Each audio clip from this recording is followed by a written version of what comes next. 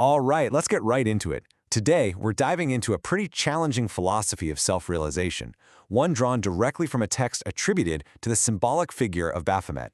And I'll tell you right now, this is not about comfort. It's all about transformation. So let's hear from the source itself. And there you have it. That one line sets the entire tone, doesn't it? This is not a promise of an easy ride. It's a promise of profound alchemical change. The text warns us from the very beginning that this is going to be a demanding path.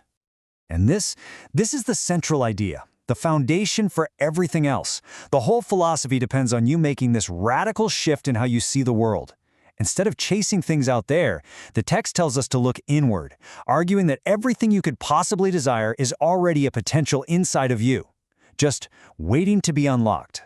So, to walk us through this, the text is built around these 5 core pillars. We're going to explore the nature of true power, the alchemy of wealth, the path to direct knowledge, how to form a real community, and then finally, the pretty radical idea of moving beyond good and evil. So, let's start at the beginning. Okay, the first teaching is all about power. But right away, the source makes this incredibly sharp distinction. This isn't about controlling other people or the world around you. No, it's about achieving absolute sovereignty over yourself. The text frames this so perfectly. It says that trying to get power over other people is basically you admitting that you lack control over yourself. Think about that. True sovereignty isn't about ruling anyone else. It's about mastering yourself so that your unique purpose, what the text calls your true will, can be expressed without anything getting in its way. That right there is the path to wholeness. So, how do you even get there? How do you achieve this internal sovereignty? Well, the text gives us 2 big keys. First, you have to integrate the shadow. That means you have to confront and own all of yourself, not just the parts you like. We're talking about the rage, the terror, the things you hide. Second, you have to discover and master your true will.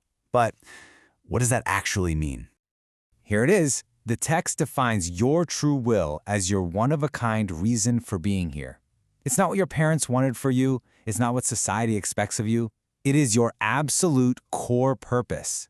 Finding that and then living by it, that's presented as the very foundation of real power. And this beautifully lays out the process for getting in line with that will. It's an old alchemical formula, solvet and coagula, which just means dissolve and coagulate. First, you have to dissolve the fake, fragmented self you've been carrying around. You break it all down. Then, from that raw material, you reform or coagulate a new self, one that's built in the true image of your purpose. Now, this whole internal focus doesn't just stop at power. This second teaching applies the same idea to wealth, arguing that we have a fundamental misunderstanding of what wealth even is. It's not about hoarding cash, it's about mastering a flow of energy. And here's the core insight from the text. Money is just the shadow that value casts. It's the physical proof of the creative energy you are putting out into the world. So the goal is never to chase the money, the shadow. The goal is to create something of such undeniable value that it can't help but cast one. These 3 principles are what define this alchemical wealth. It all starts with creating value. Then comes transmutation. This is about turning your everyday effort, the lead, into gold through pure, focused will. And finally, wealth has to obey the law of flow. If it doesn't circulate, if you just hoard it, the text warns that it stagnates and becomes a poison. The third section gets into spiritual exploration. And the emphasis here is on something called Gnosis, which means direct personal knowledge. Not belief, not dogma that somebody else hands you. And this kind of forces us to ask a really big question. If we can't just rely on the established systems for truth, then where in the world do we find it? And the answer the text gives is such a powerful metaphor. Religion, dogma, all of that. It's just a map that somebody else drew. Gnosis is the feeling of the earth under your own 2 feet.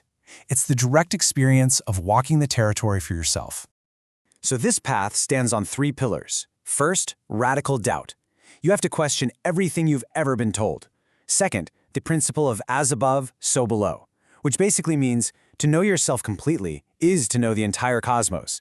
And finally, it demands that you embrace the dark night of the soul, that necessary, often terrifying period of breakdown before you can be rebuilt in truth. Okay, so after all this deep focus on the individual, you might be wondering, hey, where's community fit into all of this? Well, the fourth teaching describes a very, very specific kind of group, one built not from need, but from strength. The text uses this word egregore. It's described as a group mind that's formed by sovereign individuals who consciously choose to unite. This is presented as the total opposite of a herd, which is seen as just a bunch of people clinging to each other out of fear or weakness. And the rules for building this are pretty demanding. First, you have to be whole on your own, because broken people can't truly unite to create something strong. The goal here isn't cozy harmony, but authentic, even difficult challenge. And you don't unite around shared beliefs. You unite around a shared will. You find people who are moving in the same direction as you. And that brings us to the final, and maybe the most controversial teaching of all. This section challenges us to move completely beyond conventional ideas of good and evil and to forge our own morality. The source's position on this is totally uncompromising. It defines conventional morality as just a set of rules created by the timid. And it states that good and evil are not absolute truths, but are just relative ideas that can shift and change. This quote from the text really serves as a stark warning. It argues that the real danger isn't in being evil. It's in being so absolutely certain of your own goodness that you can justify doing the most terrible things. So, what replaces good and evil? According to the source, the highest law there is your true will. The ultimate moral act is to discover your unique purpose and then live it with complete integrity. In this way of thinking, being aligned with your true self is the ultimate virtue. As we wrap this up, the text itself basically gives you a warning label. It acknowledges that these are not easy, comforting ideas. They are designed to be disruptive. They're designed to dissolve the old patterns of thinking and the old ways of being. And so we end with the text's final challenge, which is really a question for you. It presents a universe of potential just waiting for your command, but the path requires that whole alchemical process we talked about at the start. So, the only question left is, will you dissolve and coagulate?